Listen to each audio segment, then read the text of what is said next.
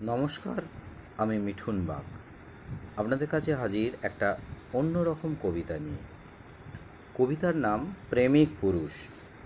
আমি হঠাৎ করে তোমার যদি নাম জিজ্ঞেস করি, তুমি কি থমকে যাবে না? আবার আমিই যদি উত্তর করে বলি বনলতা, তুমি প্রতিবাদ করবে না, আমার নাম পিয়াসী। যদি তোমার রং জিজ্ঞেস করি, তুমি ভাববে সামনেই তো আছি, দেখে নাও আমার রং কেমন। আমি যদি উত্তর করি কৃষ্ণ কালোয় একটু আলো, তুমি বিরক্ত হবে, কানা নাকি আমার এমন গোড়া রং। যদি বলি মনের কথা বলো, তুমি বলবে চরিত্র খুঁজি, আমি কিন্তু বলবো রূপ খুঁজি। তুমি হয়তো বলবে পুরুষরা এমনই, তা ঠিক।